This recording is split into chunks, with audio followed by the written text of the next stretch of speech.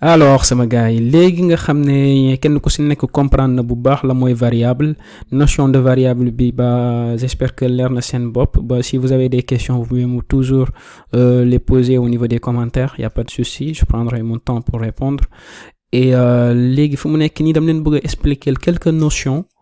balaa ñuy jàll ci notion de type yi ñu am quelques notions booy déclarer variable variable taamu nañ ci saa yoo koy déclarer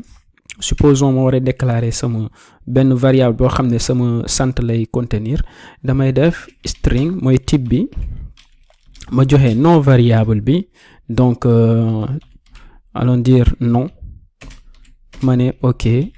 lan laay denc ci biir dencal ma sama sant kon sama sant nga may dencal ci biir déclarer naa benn variable boo xam ne dama ko ne type bi la moo war a nekk foofu noonu chaîne de caractère la te lan laay def ci biir sama sant laay def ci biir léegi saa yi ma soxlaa sama sant supposons ma bëgg ko afficher ci écran bi damay def suite contrôle espace def nii après ma afficher sama sant lii su ma ko compiler daf may afficher sama sant maanaam déclarer naa benn variable bu contenir sama sant après ma woo variable boobu noonu mu afficher ma ko ci écran bi moo nekk nii mais léegi variable yi taamu nañ ci tout le temps benn variable déjà dafa am ay normes ak ay règles yoo xam ne moom nga war a respecter variable premièrement mënoo ko commencer ak benn caractère spécial supposons ma def fa benn étoile mënul nekk supposons ma def fa benn tiret mënul nekk donc ay caractère spécial yoo xam ne ba am na caractère spécial yu ci ëpp en tout cas caractère spécial mënoo ko commencer variable quoi de manière générale mënoo commencer benn variable tour variable mënoo ko commencer benn caractère spécial en plus mënoo ko commencer benn chiffre donc lii mënoo ko am quoi ay benn variable boo xam ne tour variable bi dafay commencer benn chiffre lii mënoo ko am par contre mën nga am variable ni normal mais variable bi mën na nekk de lii autorisé nañ ko maanaam nga am benn variable boo xam ne lettre en majuscule la commencer mais c'est pas souhaité sama gars yi booy créer sa variable tout le temps premier caractère bi dafa war a mën a nekk benn caractère boo xam ne c'est en minuscule lii dina dox compilateur bi dina ko nangu te gis ngeen ko Java donc est sensible à la casse donc minuscule ak majuscule Java dafay def différence bi bàyyi leen ci xel bu baax a baax c'est très important donc fii su ma ko bëggee afficher li lay nekk su ma compiler dina dox mais c'est pas souhaité variable tout le temps premier caractère buy commencer tour variable bi dafa war a nekk en minuscule donc fii nañ ko delloo léegi su fekkee da nga bëgg a modifier au lieu ngay modifier fii après nga ñëwaat nga modifier waat fii supposons boo jëlee variable bi boo ko sélectionné nii ci IntelliJ ji da ngay def Maj F6 boo bësee Maj F6 mu ne la da nga ko bëgg a changer nga ne waaw noo ko bëgg a changer da nga ko bëgg a tuddee non léegi nga bës entrée automatiquement da koy changer fii changer waat ko fii donc variable ñu dellu si waat ci variable tout le temps boo koy commencer première lettre bi dafay nekk benn lettre minuscule après leneen li door a topp léegi su fekkee da nga am benn nom boo xam ne dañ ko composer supposons variable bii nii ma bëgg ko changer mu war a nekk sama tour ak sama sant léegi fii nan laay def damay ne string fii nom et prénom léegi nom et prénom bi dañ leen ne su fekkee variable bi li ay convention la maanaam loo nga xam ne dañ développeur yi dañ ko war a respecter pour ñu am benn code bu lisible quoi beneen développeur bu ñëwee jaar foofu rek dina comprendre variable bi ci lan lay wax saa yoo amee ay nom composé premier caractère ou deuxième troisième quatrième mot bi lépp en majuscule lay nekk léegi supposons ñu war a def nom et prénom dafay nekk nom et bi e bi majuscule lay nekk t bi nekk minuscule prénom aussi p bi majuscule lay nekk après nga bind prénom normal donc manière de faire bii nii manière d'écrire les variables comme ça mi ngi tudd camel case donc tout le temps boo gisee genre bindin bii rek camel case lañ koy woowee te c'est très très demandé ci domaine développeur yi en tout cas booy bind sa programme tout le temps dee koy bind booy bind say tour variable dee koy bind en camel case c'est très important quoi day tax day faciliter sa vie comme pas possible supposons nga war a bind nom et prénom léegi fii dafay nekk Ndiaye tak Ibrahima, donc lii mi ngi ni variable automatiquement même lii buñ ko nëbboon sax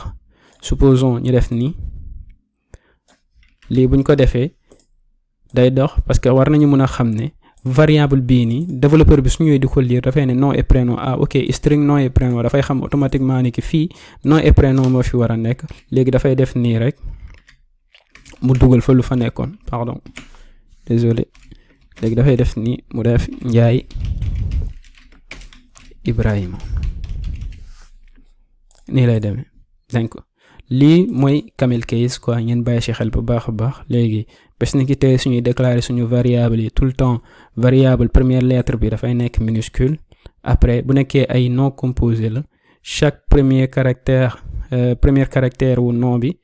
mot bi pardon dafay nekk benn lettre en majuscule mooy camel case. léegi par rapport ak suñu exemple yi ba léegi ñaari type de données lañu gis mooy type de variable yi benn bi string la woon beneen bi wonoon naa leen ko int âge. léegi suñu defee nii dañuy def nii int âge ñu ne 22. léegi lii mooy pour entier yi lii mooy pour chaîne de caractères yi. léegi lii nii type de variable yii nii dañoo am famille de variables. léegi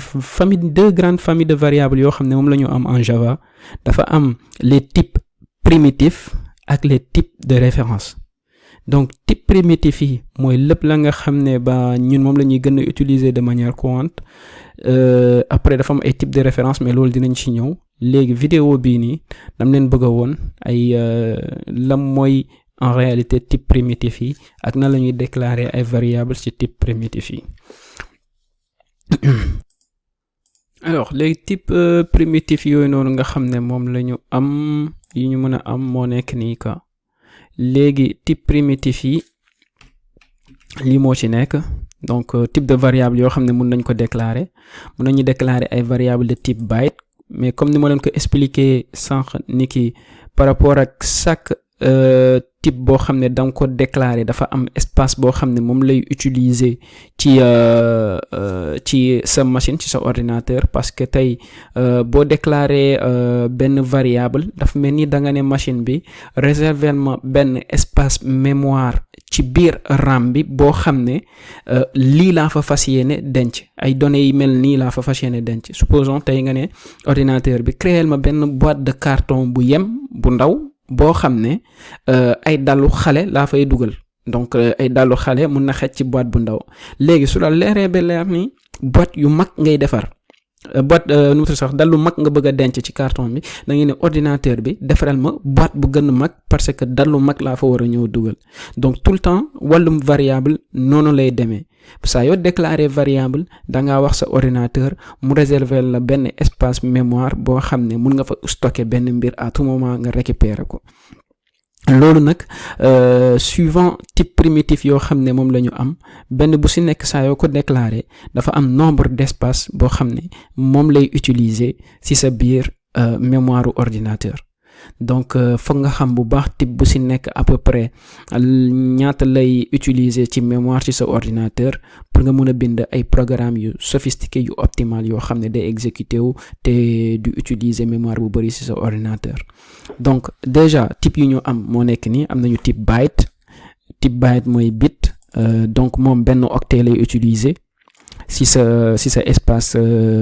espace mémoire. et nombre yu fa mun am ñi ngi nekk entre -128 ak 127. léegi nañ def benn exemple nañ génn ci biti commentaire bi. léegi fii la commentaire bi commencé léegi fii biti commentaire bi la. alors dañu def benn byte. ok suñ defee byte mu bind le byte pour respecter suñu camel case. donc le byte moom lan lay nekk su ma defee égal ñu ne ma valeur bi dafay occuper un octet yow ci sa biir mémoire mais valeur bi doit être comprise entre -128 ak 127. léegi fii problème bi mooy su ma defee 130 nag alors que byte laa ko wax gis nga fii sama sama IDE bi daf may ne loolu mënul nekk de parce que fu mu nekk nii byte nga wax ba pare byte c'est compris entre 128 ak 127 moins 128 ak 127 alors que yow fii 130 nga fi def kon mënul nekk foog nga respecter byte bi. léegi nan la ñuy defee noonu su ma ko wàññee ma def 120 léegi da koy nangu. Pourquoi? Parce que 120 est comprise entre moins 128 ak 127. De la même manière tey su ma defee benn byte parce que lii valeur négative laa jël su ma defee byte minuscule le byte beneen affaire aussi chiffre kenn du ko commencer benn variable mais mën nga ko def ci diggi variable bi wala ci fin variable. Donc le byte 1 damay def fii égal su ma defee fii benn 127 da koy jël dina d'accord. Par contre su ma defee fii benn 128 da koy bañ. daf may nekk carrément fu mu nekk ni mënul nekk parce que da nga bëgg a déclarer benn byte bi c'est comprise entre ça et ça et que yow valeur bu nga ko jox mënul nekk benn byte. Donc mi ngi noonu par rapport ak chaque type de variable parce que lii c'est réservé maanaam mënoo wax variable bi ba pare nga utiliser waat mot clé boobu noonu parce que chaque fois booy déclarer variable tour booy jox variable bi tu dois te rassurer ni ki bokkul ci mot clé yu Java di utiliser parce que Java moo ko moomal boppam. fu mu nekk nii supposons ma war fi utiliser statique su ma defee statique daf may ne déedéet parce que statique moom mënul nekk quoi statique Java moo ko moom ba noppi. léegi fii su ma fi defee string fu mu nekk nii da koy nangu. Pourquoi? Parce que dinaa leen ko expliquer ci kanam la moo waral fii mu nangu string parce que string bokkul ci type primitif yi moom ci type de référence yi la bokk. Donc lii day jàll mais dinaa leen expliquer la moo waral lii. Par contre fii su ma fi génnee ma def fi benn int nga xam ne type primitif la su ma ko dugalee fii day bañ gis nga donc fii naa fi delloo le byte en camel case ñu am benn valeur 128 moo nekk fii 120 moo nekk suñu byte bi. léegi lan la ñu amaat dañoo amaat char boo xoolee char luñ la wax ñu ne la char boo ko saa yu déclarer benn variable de type char moom day utiliser 2 octets ci sa espace mémoire ci sa ordinateur day utiliser 2 octets mais lan moo ci war a mun a nekk ñu ne caractère Unicode. Donc caractère Unicode mooy A B C D et cetera benn caractère rek la mun jël quoi moom mënul jël ay caractères composés. léegi nañ def benn exemple ñu def char le char qu'est-ce qui me prend aujourd'hui damay juum rek ci lu may taper alors le char fii su ma nee benn subtilité fii bu leen utiliser double quote pour déclarer seen char bu leen utiliser double quote lii nii mënul nekk déjà même su fekkee benn caractère kese moo nekk ci biir mais boo utiliser double quote yii nii pour déclarer benn char da koy bañ parce que char du utiliser double quote char benn quote lay utiliser mooy apostrophe bi mooy bu nekk ci touche 4 bi. Donc char moom lii lay nangu mais char comme dañ leen ne caractère Unicode la boo fa dugalee deuxième day bañ donc moom lenn rek la mun nekk soit A wala mu nekk B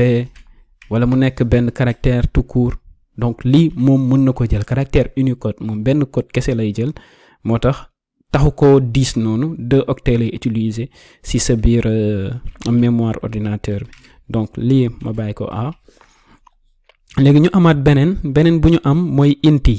donc int bi boo xoolee moom 4 octets lay utiliser ci sa espace mémoire donc saa yoo déclarer benn variable de type int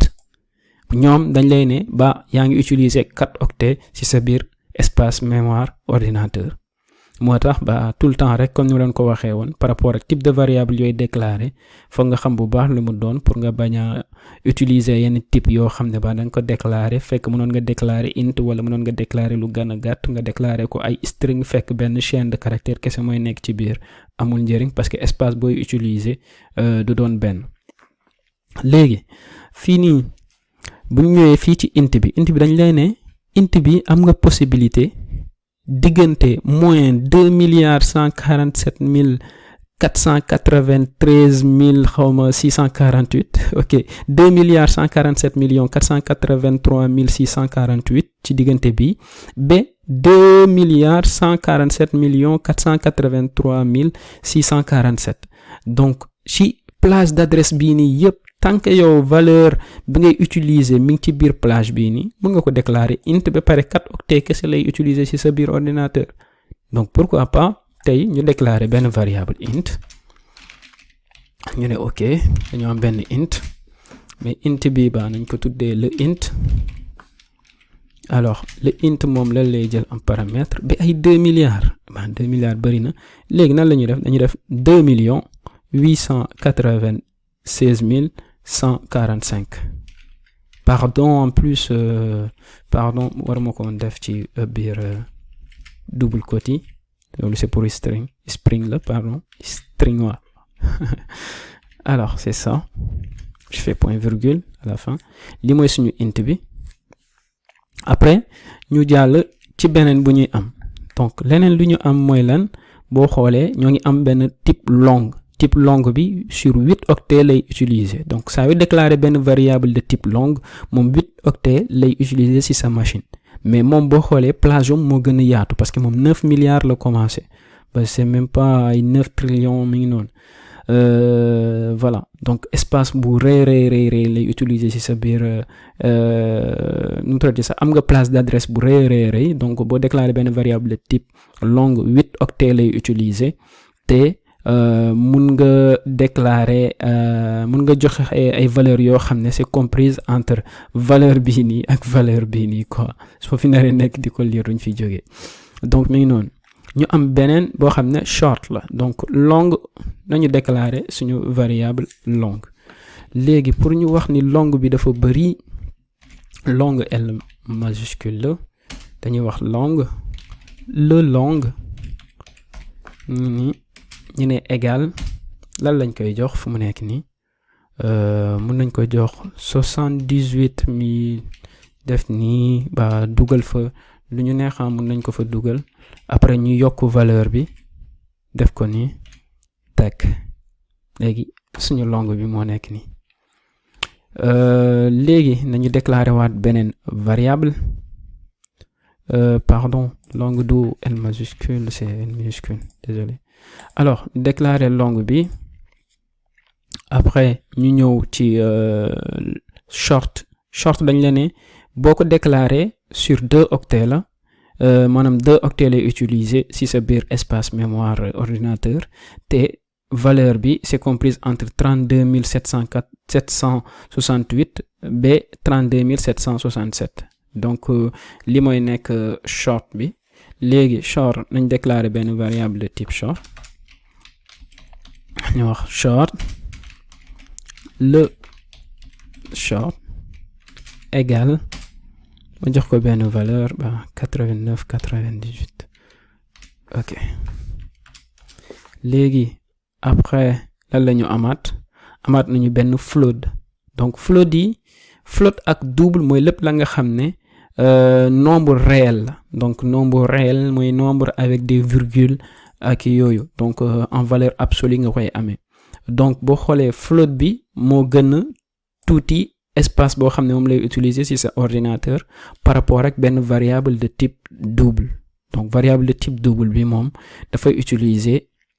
8 octets donc moom ak long bi ñoo gën a diis en termes d'espace mémoire yoo xam ne moom la ñuy utiliser ci sa biir ordinateur donc fu mu nekk nii nañu déclarer les deux variables de type float et de type double léegi fii bu ñu defee tag ñu ne float le float camel case collé. léegi fii mun nañ ko jox supposons benn float boo xam ne moom la gars yi di gën a utiliser mooy nombre pi moo xam ne c'est 3,14 ñu ngi noonu 3,14 f. après ñu ñëw ci valeur double yi. donc bu ñu defee le double, et pourquoi je mets espace tout le temps? Ok, le double fii dafay nekk mën nañu récupérer suñu même valeur pi bi mais ñu yokk valeur ya nga xam ne moom moo des ci ginnaaw. donc mën nañu wax pi bi dafay nekk avec plus parce que fii nii 2 chiffres après la virgule nga mun am ci float bi, mun nga am plus que ça sax mais voilà bu la leeree ni yow t'as beaucoup plus de chiffres après la virgule, supposons 3, 4, 5 chiffres après la virgule, mieux vaut nga def ko double moo lay arranger su fekkee yow da nga soxla valeur résiduelle yooyu noonu quoi. donc fii dañ mën nañ def benn 3,14 15 après mi ngi noonu ñu def nii. léegi fii on a plus de valeur après la virgule, donc double moom saa yoo déclarer benn variable de type double supposons ngay def ay calcul ci ay man entreprise mooy liggéey en tout cas ci wàllum assurance la entre guillemets ay données double la ñuy gën a utiliser parce que bëgguñu ñàkk benn virgule quoi. donc bëggoo may 1 centime client bi tam bëggu la may 1 centime, moo tax sa calcul yooyu def yëpp da nga koy def sous forme double, comme ça yow lépp la nga xam ne ay virgule la ñu nekk ci ginnaaw da nga koy récupérer boole ko ci sa calcul quoi. donc dama leen koy benn parenthèse bu ndaw la woon pour ngeen bàyyi xel ni ki valeur double bii nii c'est très important parce que da lay permettre nga am valeur résiduelle yu nekk ci ginnaaw virgule bi. léegi bu ñu xoolee lan la ñu amaat encore comme type de données primitif, am nañu ay type boolean. donc type boolean bi ñu ne la c'est codé sur un bit ba pare la moo war a mën a nekk valeur possible yi mooy soit true mooy dëgg la wala false mooy du dëgg. donc moom valeur logique la quoi boolean bi saa yoo ko déggee rek mooy soit true mooy dëgg la wala false. donc ñaari valeur yooyu rek la mun am. léegi nañ déclarer benn suñ benn variable boo xam ne boolean lay nekk boolean. léegi le boolean la lañ koy jox comme valeur true maanaam ab dëgg la. suñu neexee tamit mën nañ ko jox false. donc nii waaye comme dëgg moo ma gën a je préfère ma bàyyi fi true. en tout cas ñaari façon valeur yooyu noonu kese la mun jël. fu mu ne nii boo ko jéemee jox ay chaîne de caractère da koy bañ. fii n'importe quoi loo fi dugal fii ci biir da koy bañ. donc même boo ko joxee ay chiffres da koy bañ. moom leen rek lay jël soit true wala false. léegi lii la ñu am comme type primitif yoo xam ne en Java moom la ñuy gën a utiliser. donc byte moom déclaré nañ benn variable byte. char mooy lépp la nga xam ne caractère Unicode la. int mooy lépp la nga xam ne entier la. long mooy entier bu gën a rëy. donc int dafa am limite wax nañu limite bi sànq. léegi long moo gën a rëy int maanaam su la leeree ni yow variable bi nga war a déclarer int du si xej maanaam peut-être di nga dem ba benn instant supposons nga war a créer benn application boo xam ne ci domaine bancaire la mu leer la ba leer ni yow après di nga dem ba ay plus de 3 milliards di nga dem plus de 4 milliards affaire yooyu noonu. donc sa variable bi doo ko déclarer int parce que boo ko déclarer int tôt ou tard valeur buy nekk ci biir variable boobu noonu dina mës a ëpp int te dina la créer ay problème si sa programme. donc mieux vaut nga déclarer ko long su la leeree ba leer ni moom day ëpp int bi. léegi ñu am valeur short moom tamit déclarer nañ ko. ñu am float mooy lépp la nga xam ne nombre réel la en valeur absolue mais avec des nombres après la virgule qui sont limités. après double moom dalay jox lépp loo xam ne nombre après la virgule la ba keroog yow yaay choisir fan nga bëgg mu yem quoi. donc après yaa koy formater wala nga arrondir ko mi ngi noonu. boolean mu nekk benn type de variable boo xam ne daf ñuy permettre ñu xam ndax lii dëgg la wala du dëgg, donc true ou false lay jël. léegi nañu afficher suñuy variable ñu def benn shoot system.out.println ñu commencer afficher suñuy variable. donc byte bi moom lañ njëkk créer, dañuy def CTRL-C CTRL-V, suñu paree ñu placer fi curseur bi def CTRL-D CTRL-D CTRL-D CTRL-D CTRL-D ba ñu am lu ñu bëgg. léegi byte la ñu njëkk afficher, après dañuy afficher suñu char bi, afficher suñu int bi, afficher suñu long bi, après afficher suñu short bi, afficher suñu float bi, afficher suñu valeur de type double bi, après afficher suñu boolean bi. moo nekk ni.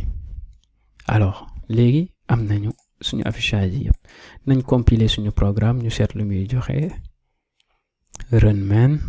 exécuter ko. léegi suñu variable yi ñu am yëpp moom la ñu afficher ni.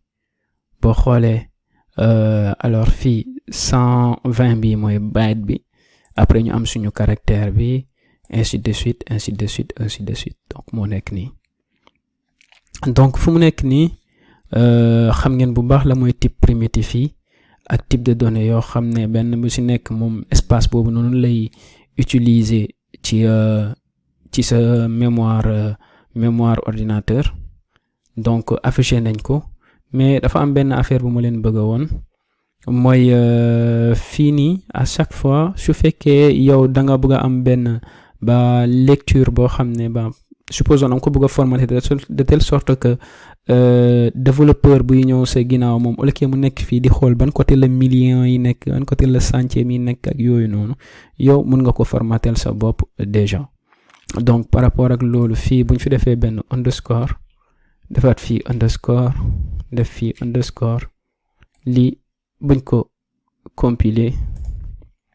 run main programme, boo xoolee mi ngi dox ba léegi. maanaam lii dafay permettre développeur bi moom automatiquement dafay xam chiffre bi quoi, dafay mun lire chiffre bi, dafay xam ne bi 78 783 845 52 et consort. donc mi ngi noonu. loolu benn parenthèse bu ndaw la woon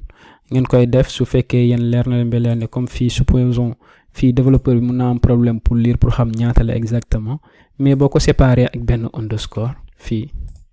automatiquement développeur bi su ñëwee dafay xam ne 2 896 145 la te du yàqal dara compilation bi quoi. donc boo ko compiler dafay dox normal te dala koy afficher, doo ko gis ci affichage bi, mais c'est plus pour des soucis de code quoi. donc je préfère de leen jox nii de fur et à mesure ñuy avancer ay bonnes manières, bonnes pratiques de faire, que ma leen di defaral ay vidéos spéciales pour les bonnes manières ak faire yooyu noonu quoi. donc continuer leen di suivre, di ngeen jàng lu bari sax quoi inchallah. alors lii laa leen indiloon pour type primitif yi. léegi dinañu dugg ci type de référence yi mu expliquer leen, après ma indil leen benn vidéo boo xam ne dafay def seen comparaison pour ngeen mën a comprendre bu baax a baax benn bu ci nekk la mooy rôlam ak kañ nga koy soxla. allez.